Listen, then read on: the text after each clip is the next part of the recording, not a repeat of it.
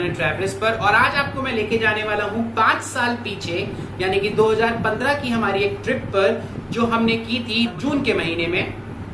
Guys यहाँ पे मैं आपको बताना चाहूंगा कि हमारी जो ये ट्रिप थी ये थी किसी भी ट्रैवलर का सपना, या मैं कहूँ किसी भी एक अच्छे ट्रैवलर की जो बकेट लिस्ट में सबसे टॉप पर होती है, जहां वो इंसान इंडिया में जाना चाहता है। जी हाँ, मैं बात कर रहा हूँ लद्दाख की। हमने ये ट्रिप जून 2015 में की थी और इस ट्रिप में मेरे साथ 3 और लोग थे। एक जो मेरा ट्रैवल पार्टनर है जिसको आप सब जानते हैं, नेहा। साथ में हमारे 2 फ्रेंड्स और थे, इनको मैं आपसे मिलवाता हूँ। एक बार ये पिक्चर देखिए, ये पिक्चर है हमारी नई दिल्ली रेलवे स्टेशन में ट्रेन के अंदर। हम चारों लोगों ने ट्रैवल स्टार्ट किया था नई दिल्ली से श्रीनगर के लिए। गाइस थोड़ा सा मैं यहाँ पर बताना चाहूंगा ट्रिप के बारे में कि लद्दाख जाने के ना 2 रास्ते हैं।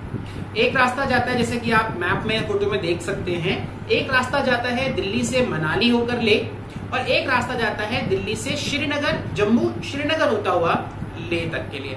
अब बात आती है इन दोनों में से कौन सा रास्ता ले। देखिए हम गए थे श्रीनगर की तरफ से, क्योंकि इस ट्रिप पर जाने से पहले ना मैंने बहुत स्टडी की थी, बहुत डीप स्टडी की थी लद्दाख के ट्रिप को लेकर। बहुत सारे ब्लॉग पढ़े। हालांकि उस टाइम पे मैं यूट्यूब वीडियोस नहीं देखा करता था, यूट्यूब से मैंने कोई हेल्प नहीं ली थी। मैंने बहुत सारे ब्लॉग्स पढ़े, बहुत सारी इन्फॉर्मेशन ली। उस टाइम पे एक वेबसाइट काफी चलती थी, डेविल्स ऑन व्हील्स, आज भी काफी वो हेल्पफुल वेबसाइट है, उसमें बहुत सारी आइटनरीज हैं। तो मैंने उस पर, मैं लिंक यहाँ दे देता हूँ, आप भी उस वेबसाइट पर जा सकते हैं और काफी हेल्प आपको स्पेशली लद्दाख के लिए, क्योंकि जो उसके मॉडरेटर है he is a fan of Ladakh, तो उसमें बहुत माइन्यूट से माइन्यूट इन्फॉर्मेशन लद्दाख की दी हुई थी। तो बेसिकली मैंने श्रीनगर वाला रूट क्यों लिया, देखिए गाइस होता क्या है कि अगर आप मनाली वाली साइड से जाते हैं तो सडनली ना जो एल्टीट्यूड है, जो हाइट है, वो एकदम से इंक्रीज होती है। मतलब आप दिल्ली से जब चलते हैं तो मनाली पहुंचते हैं और Rohtang is almost I think 38-3900 metre.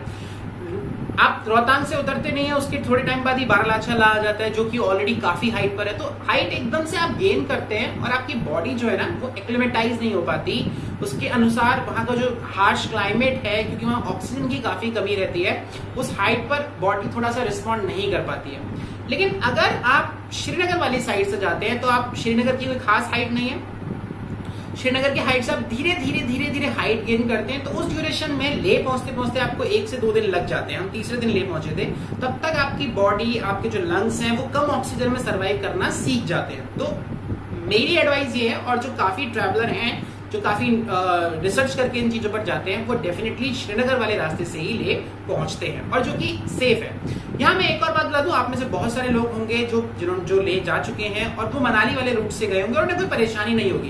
क्योंकि देखिए AMS जिसे बोलते हैं, एक्यूट माउंटेन सिकनेस, ये प्रॉब्लम 50 बार ले जाने वाले इंसान को भी हो सकती है और पहली बार ले जाने वाले इंसान को नहीं भी हो सकती।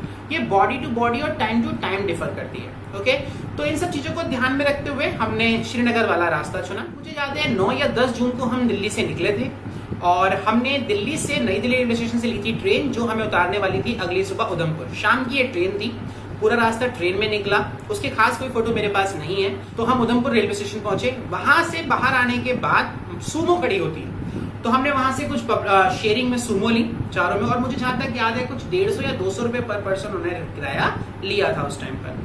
और उन्होंने हमें छोड़ा बनिहाल। अब बनिहाल क्यों, आप में से काफी लोग जानते होंगे, बनिहाल तक अभी श्रीनगर से ट्रेन आती है और बनिहाल से श्रीनगर का जो ट्रेन का रास्ता है वो बहुत खूबसूरत है।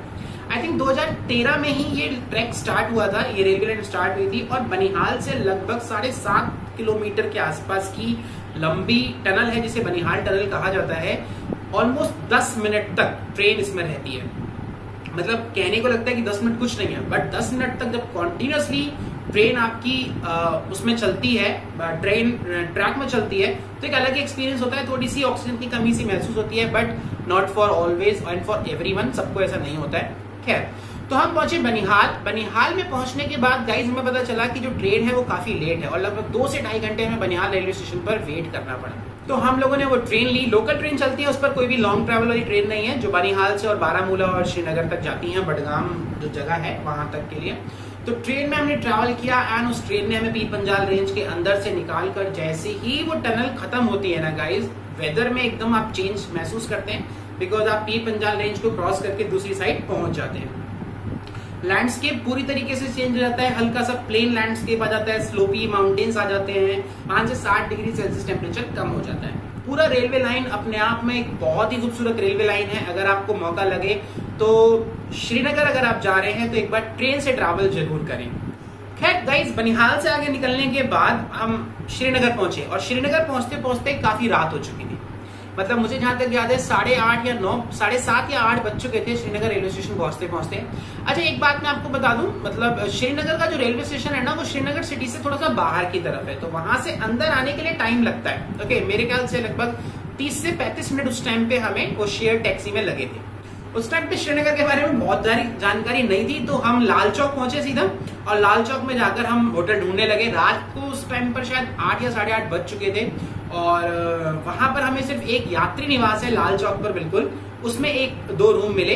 वो हमने वहां 2 रूम लिए रात को और बहुत बेसिक से रूम थे, बहुत ज्यादा उनका कोई रेंट भी नहीं था और हम बजट ट्रिप पर थे। खैर, रात को हम सोने से पहले जो एक स्टैंड पर हम पहुंचे, वहीं पर वो झेलम रिवर के किनारे ही था। वहां पे कुछ टैक्सी वाले थे, उनमें से कुछ लोगों से बात करी। आई थिंक मोहम्मद नाम के पर्सन थे, वो मिले और उनसे हमने बात करी तो वो हमें ले जाने के लिए रेडी हो गए। नेक्स्ट डे हमें निकलना था लेह के लिए और ये ट्रैवल 2 दिन में पूरा होने वाला था। हालांकि ड्राइवर ने ये कहा कि आप कहेंगे तो मैं सुबह ले जाकर आपको शाम तक छोड़ दूंगा और रात को आप ले पहुंचेंगे, लेकिन क्योंकि हम ट्रिप पर थे तो हमने कहा नहीं, हम रात में कारगिल रुकेंगे। तो आज जो हम ट्रैवल करने वाले थे वो था श्रीनगर से कारगिल। रात को हमारा स्टे कारगिल में होने वाला था।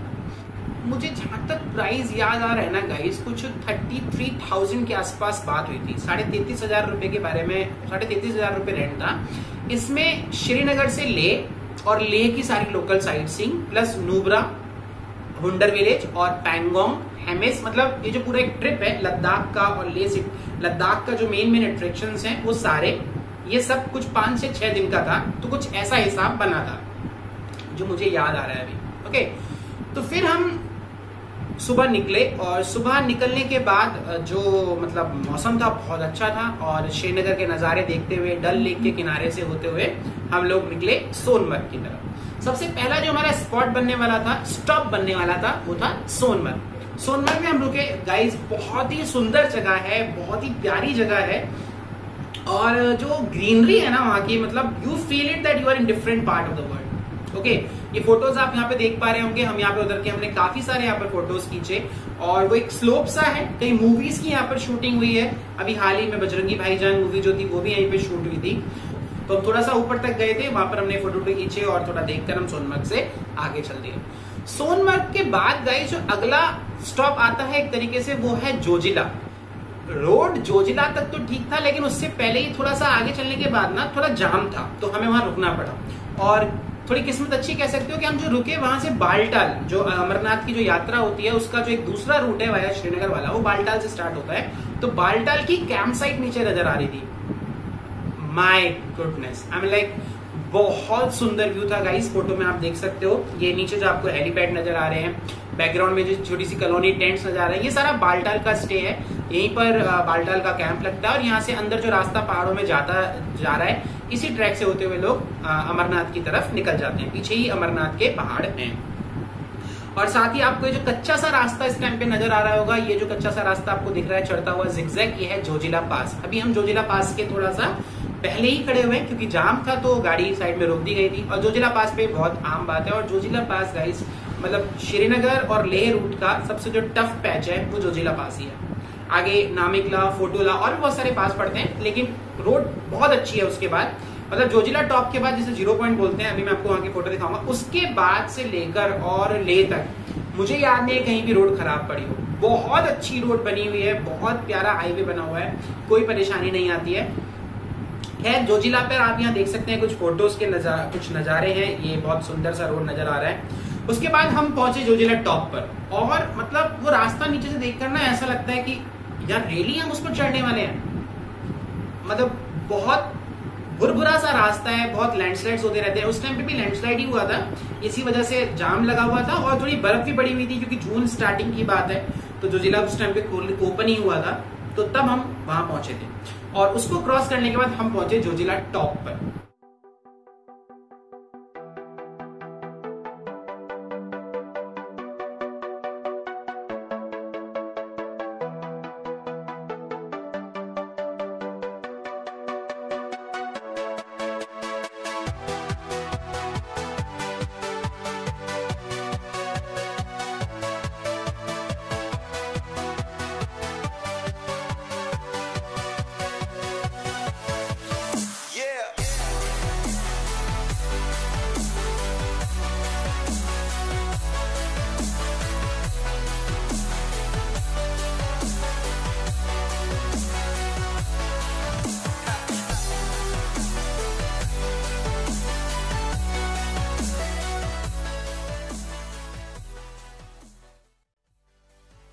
जोजिला टॉप, जो कि जहां से उतरना स्टार्ट होता है उसे 0 पॉइंट भी बोलते हैं, और वहां बहुत सारी बर्फ थी। ये जो कुछ फोटोज आप यहाँ पर इस टाइम पे देख रहे हैं, ये 0 पॉइंट जोजिला के फोटोज हैं। इसमें हमने बर्फ में बहुत सारी मस्ती करी। और यहाँ पर गाइस बहुत सारे आपको लोग मिलेंगे जो आपको स्लेज, वो वहां पर आर्टिफिशियल लकड़ी की स्लेज बनी होती है, वहीं का एक लोकल प्रोडक्ट है, उसमें आपको पहाड़ में ऊपर लेकर जाते हैं। पीछे आपको फोटोज में नजर आ रहा होगा जो स्लोप है, और वहां से आपको बिठाकर ढक्का लेकर आते हैं। उनके प्राइसेस थोड़े ज्यादा थे, मतलब हमें लगे और लोगों को शायद नहीं लगते होंगे, कोई बड़ी बात नहीं है, बट हमें कुछ वो क्योंकि 750-800 रुपए वो उस टाइम पे चार्ज कर रहे थे सिर्फ एक स्लेज राइड के, और वो आपके ना पीछे पड़ जाते हैं, मतलब थोड़ा सा, क्योंकि उनका ना नंबर होता है। जैसे आप जाके रुकोगे तो एक गाइड आपके पास आ जाएगा, तो उसका नंबर होता है। अब उसका नंबर तभी आएगा जब अगली बार जब सबका नंबर आ जाएगा। तो अगर आपने उसके साथ मतलब वो राइड नहीं की तो तरीके से उसका नुकसान होता है। तो बहुत हर कोशिश करते हैं कि आप उनसे राइड लो। तो बेहतर है अगर आपका मूड है तो आप पहले ही यहाँ कर दो, नहीं तो आप पहले ही मना कर दो कि नहीं we are not interested, but that depends upon you. और इसके बाद गाइज हमारी गाड़ी आगे चलती गई। नजारे देखो, मैं आपको एक बात बताऊं, मंजिल से ज्यादा मजा सफर में आता है। एंड ये बात ना लद्दाख ट्रिप के लिए बिल्कुल एप्ट बैठती है। ये बात बिल्कुल फैक्ट है लद्दाख ट्रिप के लिए, क्योंकि लद्दाख ट्रिप में ना कोई मंजिल नहीं है। आपको लेह पहुंचना है तो लेह में कुछ नहीं है ऐसा गाइस, मतलब जो मजा लेह पहुंचने का है ना, जो नजारे हैं, मतलब Leh trip is all about the views. और मतलब आप पूरी ट्रिप में ना, वाह, ओ माय गुडनेस, वाह, ओ माय गॉड, क्या नजारे, मतलब पूरी ट्रिप में ना बैठे बैठे यही करते रहते हैं। आपको वहीं पहुंचना है, एक मतलब आपको लेह पहुंचना है, द्रास पहुंचना है, कारगिल पहुंचना है, तो वो आपका रात रुकने का एक तरीका, एक रात रुकने की जगह है। अदरवाइज जो ब्यूटी है ना लद्दाख ट्रिप की, वो पूरी रास्ते में है। लगभग 3 बजे हम लोग जोजिला टॉप पर थे, और उसके बाद 3 बजे जोजिला टॉप के बाद थोड़ी देर मस्ती करने का तो वहां से निकले, और लगभग 5 बजे हम लोग द्रास पहुंच चुके थे। द्रास के फोटोज आप यहाँ पर देख सकते हो, और शायद मुझे कुछ बोलने की जरूरत नहीं है। दुनिया का दूसरा सबसे ठंडा स्थान है ये, जहां लोग रहते हैं, inhabited. And Dras was so beautiful guys. इसके आसपास के जो नजारे थे बहुत अच्छे थे। और द्रास में हमने करीबन 1-1.5 घंटे हम रुके थे। यहाँ पर हमने अपना लंच किया, थोड़े लोकल लोगों से बातचीत करी, काफी सारी मैंने इन्फॉर्मेशन यहाँ से भी गैदर करी, और फिर हम आगे निकले द्रास से कारगिल वॉर मेमोरियल के लिए। अब नाम से लग रहा होगा कारगिल वॉर मेमोरियल कारगिल में, लेकिन ऐसा नहीं है गाइस। द्रास से थोड़ा सा ही आगे निकलने के बाद तोलोलिंग पीक, अगर किसी ने 1999 की कारगिल वॉर को फॉलो किया हो तो तोलोलिंग पीक के बारे में आप सब जानते होंगे। एक बहुत ही इंपॉर्टेंट फीचर था ये वहां का, जिसको कैप्चर करने के लिए हमारे कुछ सैनिकों को शहीद होना पड़ा था। तो उस पीक के ठीक नीचे बना है Kargil war memorial. And guys, मतलब मैं वर्ड्स में तो एक्सप्लेन नहीं कर सकता, you feel it, what is that. I mean like, वो प्लेस एक बिल्कुल ही अलग जगह है। आपका जो ट्रैवल, लद्दाख ट्रैवल का जो एक फन होता है ना, वो कुछ टाइम के लिए दुख अफसोस में बदल जाता है, क्योंकि जब आप वहां जाते हैं और देखते हैं, उन शहीदों के बारे में जानते हैं, तो बहुत दुख होता है कि कैसा हुआ था, क्या हुआ था। ये फोटोज में आपको नजर आ रहा होगा इस टाइम पे। कारगिल वॉर मेमोरियल की ये एंट्री है यहाँ पर, और यहाँ से जब आप एंटर करते हैं तो आपको सामने ये शहीद स्मारक दी हुई है, वो देखने को मिलती है। और ये कुछ नाम यहाँ पर लिखे हुए हैं उन सैनिकों के जो शहीद वहां पर हुए थे। अब जो ये पीक आपको नजर आ रही है सामने, ये है टाइगर हिल। मुझे नहीं लगता कि इंडिया में कोई भी 90s के आसपास का बच्चा होगा या इंसान होगा जिसने टाइगर हिल के बारे में नाम नहीं सुना होगा। एंड उसके बाद गाइस, ये जो अब आप फोटो देख रहे हैं ना, यहाँ पर ये जो सैनिक खड़े हुए हैं, जो सिपाही खड़े हुए हैं, ये कारगिल वॉर की कहानी सुना है। एंड मतलब मैं क्या बोलूं, जिस जोश के साथ ये कहानी सुनाते हैं ना, एक एक सैनिक का नाम, एक एक ऑफिसर का नाम, हर पीक के बारे में एक एक कहानी, मतलब आप उस 10 से 15 मिनट की कहानी के बीच में 100 बार आपके रोंगटे खड़े होते हैं। यू फील इट, एंड मतलब यू फील द प्राइड कि हमारी कंट्री के सोल्जर्स ने कैसे हमारे लिए लड़ाई लड़ी और कैसे वो जीते वहां पर। और एक मतलब ऐसा माना जाता है कि उस टाइम पर 10:1 का रेशो था, मतलब उनके पास एडवांटेज पॉइंट की अगर मैं बात करूं तो उनके पास 10 पॉइंट थे और हमारे पास सिर्फ 1 पॉइंट था, क्योंकि वो लोग ऊपर बैठकर हमसे लड़ रहे थे। मतलब इट्स लाइक कि यू फील इट गाइस कि क्या हुआ होगा उस टाइम पर। गाइस, आप ये कुछ फोटो और देख पाएंगे पाकिस्तान से, जो कुछ उनके जो कैप्चर किए थे आइटम्स, उनके बारे में वो यहाँ पर रखे हुए हैं। हम ये अवार्ड जीत गए थे और इसी जीत के खुशी में विजय दिवस सेलिब्रेट किया जाता है हर साल जुलाई में। 2 घंटे स्पेंड करने के बाद हम 7 बजे के आसपास यहाँ से निकल चुके थे और फिर हमारा जो अगला स्टे होने वाला था वो होने वाला था कारगिल। रात से कुछ आगे बाद रोड बहुत अच्छा बना हुआ है, काफी अच्छा रोड है और हम कारगिल पहुंचे। कारगिल एक छोटा सा टाउन है गाइस। आज का स्टे हमारा कारगिल में था। होटल कोई बुक नहीं किए थे इस पूरी ट्रिप पर, तो कारगिल में पहुंचकर हमने काफी देर तक होटल ढूंढा। एक अच्छा बजट में हमें हमारा होटल मिला और टैक्सी वाला उसका घर वहीं पे था कारगिल का, तो that he stayed in his home और हम फिर वहां होटल में जाकर रुक गए। तो गाइस आज मैं ये वीडियो यहीं पर खत्म करता हूँ अब, और बाकी का जो वीडियो है उसमें मैं आपको कारगिल से लेह तक की जो जर्नी थी, जिसमें हमने फोटुला, श्रीनगर और लेह हाईवे का सबसे ऊंचा पॉइंट है फोटुला, नामिकला, लामायूरू, मुलबेक और मूनलैंड, निम्मो, संगम, गुरुद्वारा पत्थर साहिब और मैग्नेटिक हिल्स, इन सब चीजों की फोटोज और उनकी कहानी आपको सुनने को मिलेगी। आई होप आपको ये वीडियो पसंद आया हो और अगले पार्ट में मिलते हैं गाइस। Bye bye.